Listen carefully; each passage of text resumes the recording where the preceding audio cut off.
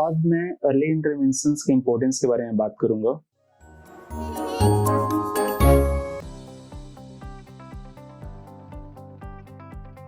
Hello parents, कैसे हैं आप लोग? उम्मीद करता हूं बहुत अच्छे होंगे। आज मैं अर्ली इंटरवेंशंस के इम्पोर्टेंस के बारे में बात करूंगा। अर्ली इंटरवेंशन बच्चे का बहुत इम्पोर्टेंट है और जितनी जल्दी आपको पता चलता है कि बच्चे में ऑटिज्म के सिम्टम्स आ रहे हैं, उतना ही जल्दी आपको एक्ट होना पड़ता है। और from then onwards time taking away, तो आपका एक एक दिन, आपके एक एक घंटे उस बच्चे के लिए बहुत इम्पोर्टेंट है। कई बार ये होता है कि हमें 2.5 ईयर्स से उससे पहले ये पता चल जाता है कि बच्चे को इशू है और हम उस पर काम करना भी शुरू करते हैं, लेकिन हमें खुद ऑटिज्म के बारे में पता नहीं होता है। हमें ऑक्यूपेशनल थेरेपी क्या होता है उसके बारे में पता नहीं होता है, स्पीच थेरेपी क्या होता है, और behaviour therapy, group therapy, sports therapy, play therapy, floor therapy, hippotherapy, इतने सारे थेरेपीज हैं। स्पेशल एजुकेशन हो गया, तो इतने सारे थेरेपीज हैं और हम हमेशा कंफ्यूज रहते हैं कि कौन सी थेरेपी करवाएं, कौन सी थेरेपी ना करवाएं। और कई बार तो हमें ये भी समझ में नहीं आता कि इन सब में डिफरेंस क्या है। हमें ये समझ में नहीं आता कि ऑक्यूपेशनल थेरेपी क्या होता है।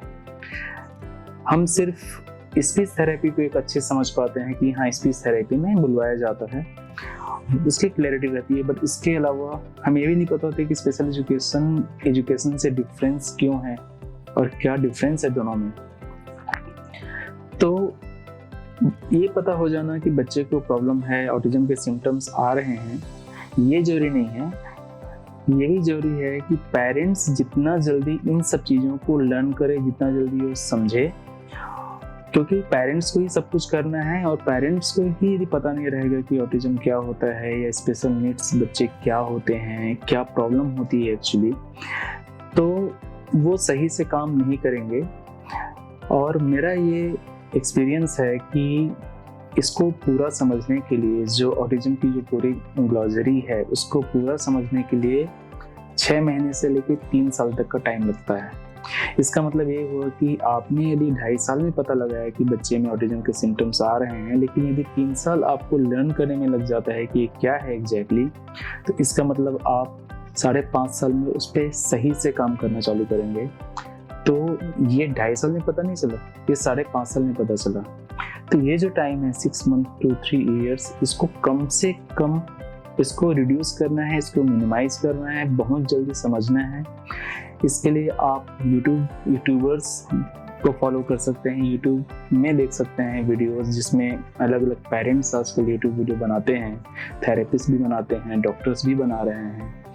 इवन आप टेड टॉक्स में आप देख सकते हैं। आप पेरेंट्स से बात कर सकते हैं जो ऑलरेडी इन चीज़ों को डील कर रहे हैं, और जितना जल्दी हो सके इसके कंसेप्ट को समझिए, इसको समझिए कि होता क्या है। बिकॉज जो नॉर्मल बच्चे होते हैं, न्यूरोटिपिकल बच्चे होते हैं, उनका जिस तरीके से अपब्रिंगिंग होता है वैसा इनके लिए स्ट्रैटेजी चेंज करनी पड़ती है। अब सेम स्ट्रैटेजी इन बच्चों पे नहीं कर सकते। तो वो तभी समझ में आएगा कि एग्जैक्टली करना क्या है जब आप समझेंगे कि एक्चुअली प्रॉब्लम है क्या। क्योंकि ऑटिज्म डिजीज नहीं है, डिसऑर्डर है, और डिजीज को समझना फिर भी इजी है और उसका सॉल्यूशन भी इजी होता है, लेकिन जो डिसऑर्डर है, जो डिजीज नहीं है, उसको समझना बहुत मुश्किल काम है। तो मैं एडवाइस करूँगा कि आप हस्बैंड एंड वाइफ मिलें और इसको समझें और एक दूसरे को समझाएं कि एग्जैक्टली करना क्या है। तो इसमें 3-4 बातें हैं। एक तो है अर्ली इंटरवेंशन, सेकेंड है एक्सेप्टेंस, एंड थर्ड है एम्पावरमेंट। यदि मैं बात कहूँ कि ऑटिज्म या फिर डिसेबिलिटी, तो हम उस तरीके से बात ना करें, बल्कि ये कहें डिपेंडेंस एंड इंडिपेंडेंस। क्योंकि कई बार ये होता है कि जो बड़े होते हैं, जो एडल्ट्स होते हैं, उनमें भी कई ऐसी प्रॉब्लम्स आ जाती हैं कि वो डिपेंडेंट हो जाते हैं। तो it is not about autism, it is about dependence and independent. तो हमें बेसिकली ऑटिज्म में बच्चा है मीन्स वो इंडिपेंडेंट नहीं हो पा रहा है, तो आपको उसे इंडिपेंडेंट करना है। तो पहला जो टारगेट होना चाहिए कि making them independent, that is the only target.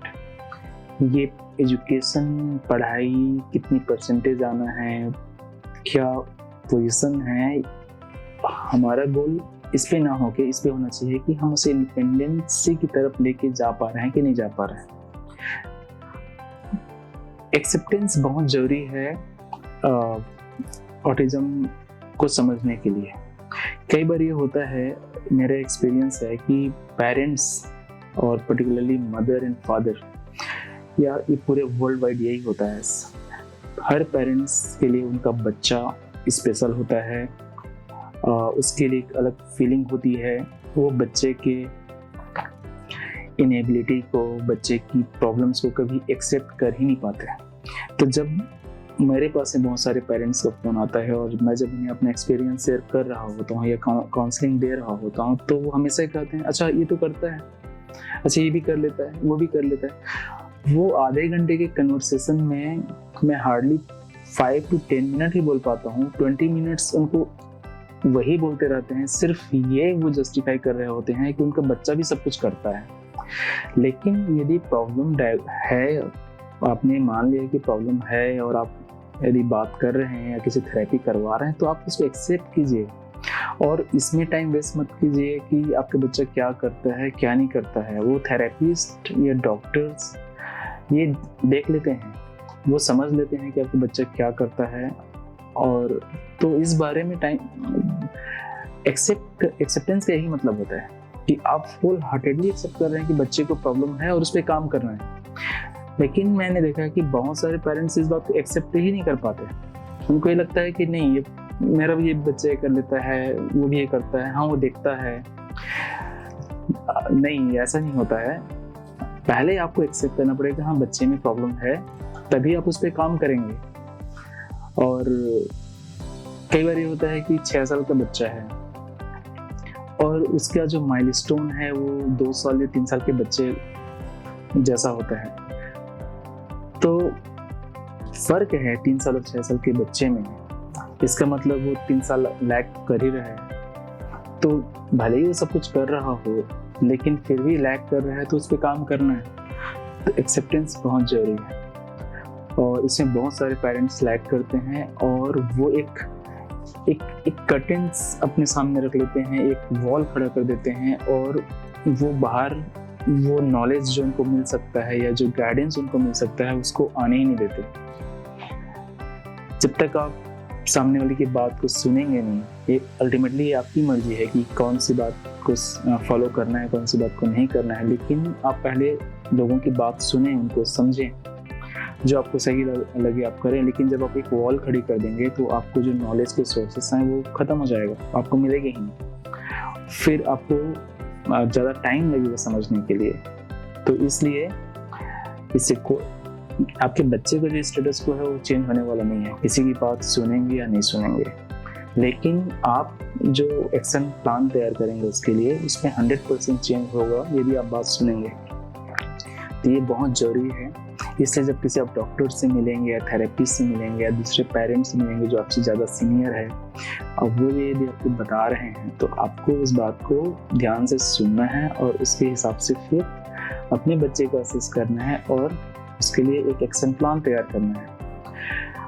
Early autism में मैं आऊँगा। अर्ली ऑटिज्म कहने का मतलब है कि यदि पता चलता है कि 2.5 साल में या 2 साल में बच्चे को पता चल जाता है कि हाँ बच्चे में प्रॉब्लम है, ऑटिज्म के सिम्टम्स आ रहे हैं, और यदि आप एक्ट हो जाते हैं और स्विफ्टली काम करते हैं, तो यदि अच्छे से प्लानिंग होती है, अच्छे से काम होता है, सही असेसमेंट होता है बच्चे का, सही थेरेपिस्ट मिल जाते हैं लकीली, और सही टीचर्स मिल जाते हैं, तो बिलीव मी 2 से 2.5 साल में बच्चा बाहर निकल जाता है। लेकिन यदि पेरेंट्स एलिमेंट हैं, वो एक्सेप्ट नहीं कर रहे हैं, थेरेपिस्ट सही नहीं मिले, टीचर सही नहीं मिले, तो वो अनफॉर्चुनेट कंडीशन है और उसमें फिर बच्चे का crucial time, the golden time, वो निकल जाता है। फिर बाद में बहुत दिक्कत आती है। और 0 to 6 year 7 year is a golden time. यही टाइम होता है जहाँ पे आपको सब कुछ करना होता है। मैं ये नहीं कह रहा हूँ कि ये टाइम निकलने के बाद कुछ नहीं हो सकता, इसके निकलने के बाद भी बहुत कुछ होता है, बट यदि इस पीरियड में यदि आपने सही से काम किया, आपने अच्छे से नॉलेज एक्वायर किया, तो मैक्सिमम चांस है बच्चा कि इसी पीरियड में वो ओवरकम हो जाए और नॉर्मल सेटअप में, नॉर्मल स्कूल में जाना स्टार्ट करे और एक नॉर्मल लाइफ लीड करे। तो मैं एंड में यही कहना चाहूंगा कि आप ओपन हार्टेड रहिए, लोगों की बात को सुनिए और फिर अपने तरीके से उसे फॉलो करना है नहीं करना है, आप एक एक्शन प्लान बनाइए और जल्दी से जल्दी काम कीजिए। बच्चा 100% बाहर निकलेगा और एक नॉर्मल लाइफ लीड करेगा, इंडिपेंडेंट होगा।